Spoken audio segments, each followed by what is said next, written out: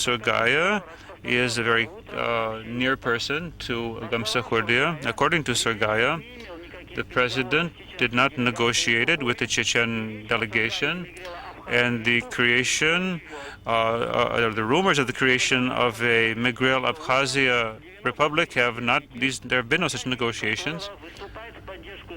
There is support of Gamsakhulia being heard in many places.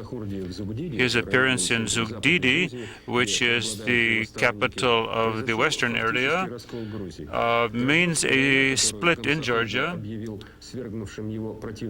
Gamsakhulia has declared the action to be illegal, which overthrew him. So this might be a division into the eastern area and to the Miguel Abkhazia region. Gamsakhulia may count on weapons and so-called volunteers from Chechnya. Gamsakhulia also has his supporters in the other part of the country, and there may be more demonstration in his support. So what does the group which overthrew him count on? Evidently, they hope that as a result of the collapse of the economy, the support of the legally elected president will have weakened. This has changed the attitude toward the army, which has declared that the so-called occupation by the army is not the case. There is a warming of relations between the army, which wants to be under Russian jurisdiction, and the current leadership may be a barrier for a problem for Gamsakhulia. There are gloomy predictions on the part of political scientists, which say this is the permanent hotspot to the south of Russia. After our program, you will see a documentary film dedicated to the events which just took place in Georgia. Now, the situation in the other hotspots, we've learned that there was shooting in the outskirts of Skhinval and the area of Znauria. There are casualties. In the Ossetian and Georgian camps, there are soldiers who have returned to southern Ossetia from Tbilisi, where they supported Gamsakhulia. They have weapons and technology. At the control point at the mountain pass, which separates the two areas of the country, there's more severe inspections to prevent transportation of weaponry. Here, these soldiers will soon be replaced by others. Helicopter soldiers who have been stationed here for 15 years have not left. They have to live here with their families in southern Ossetia, and go through the difficulties of the situation. So there are problems here with food and technical logistics. There have been armed attacks on them in the region where the presence of weaponry on the part in the hands of the citizenry is a threat. Commissioned and non-commissioned officers can't even protect their own lives. This abandoned regiment, which is commanded by Colonel Vostrikov, who has been appointed to head the army meeting, is a part of the former Soviet army. For the second day, we have military actions. Dozens of houses have been destroyed. There are casualties. There are conflicts between Azerbaijan and Armenian populations. A correspondent has learned from the agency SNARK that in Artsakh, that's the new name of Nagorno-Karabakh, there appears to be an action in preparation against the Nagorno-Karabakh Republic. Today, the latest meeting took place between the heads of state of the Commonwealth. There was a closed-door meeting, but the journalists learned a few things about the negotiations on military policies and on economic reforms. The meeting was to be held in Moscow, in a wonderful building halfway to the Vnukovo airport, about which our reporters was learned only after the August coup. After the Minsk meeting, there were a lot of difficult problems between the members of the Commonwealth. For that reason, the chairman, Boris Yeltsin, proposed an agenda of 10 points, which had been discussed with the other heads of state preliminary to this. This had to do with the armed forces, the social safety net, and the status of military. It also had to do with finances and the agreements on strategic nuclear weaponry. And naturally, there were a number of questions on coordinating economic activities between the members of the Commonwealth. At the proposal of Nazarbayev, there was an exchange of opinion on economic reforms and the stabilization of prices. There was talk of licensing production facilities.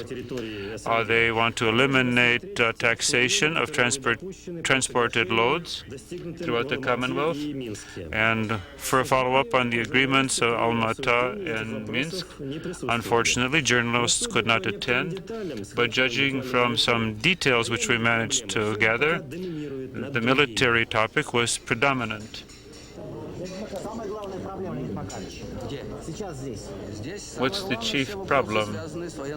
That's the military and political question and the armed forces. How about the Black Sea float? Which ships are strategic? Those that have nuclear weapons on board. More details we will learn only tomorrow.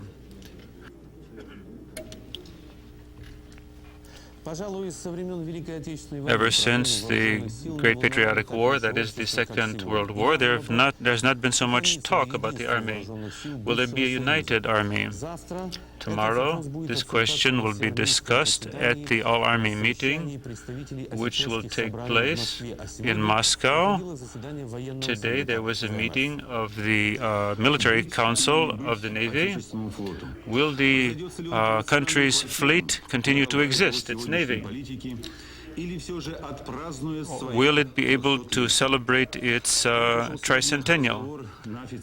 That was the talk among the officers, the naval officers who arrived from all the fleets were united, that we needed a united Navy, a united command, and in a united state. As Mr. Sviridov from the Black Sea Fleet, politicians don't resolve these questions. The Black Sea Fleet and the armed forces have decided to express their opinion with regard to our current situation. Is the Black Sea Fleet Ukrainian, Russian, or does it belong to the entire Commonwealth? I consider this is a political question. The Black Sea Fleet is so interlinked that at the current time, tomorrow, for example, there's no question of it being resubordinated.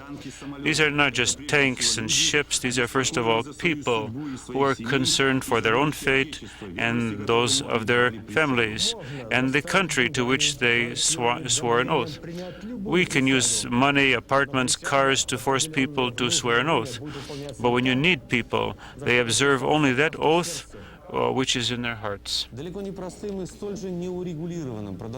So the status of our armed forces is very complex in the Baltic states. I think that here in Latvia, we ought to withdraw troops. Everybody hates us here. Who can resolve the fate not only of the forces in the Baltics? I'm a Ukrainian. My commanding officer is a Belarusian. Our sergeant is from Uzbekistan. I think we need a united command. I can only say one thing, that the army of the former Soviet Union, whether it's Russian or Ukrainian, it needs to be united. Everything is undefined, and that's dangerous. When no one owns the army, then the army begins to act on its own, in spite of radical pressures which demand the immediate withdrawal of troops from Latvia. The Prime Minister considers that the problem must be resolved on a civilized basis. This logo means News One. The cooperation of two countries was the topic at the Supreme Soviet between Khasbulatov and the president of the French National Bank, Jacques de la Rosière. So there was talk here about a broad area of cooperation. Khasbulatov said the financial situation was very complex.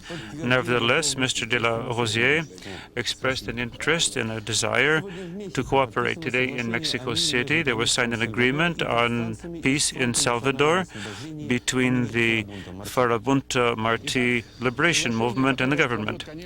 So this is an agreement after a conflict which lasted 12 years in Salvador. The path to this agreement was a difficult one. At the negotiations in Mexico, it was decided to sign the agreement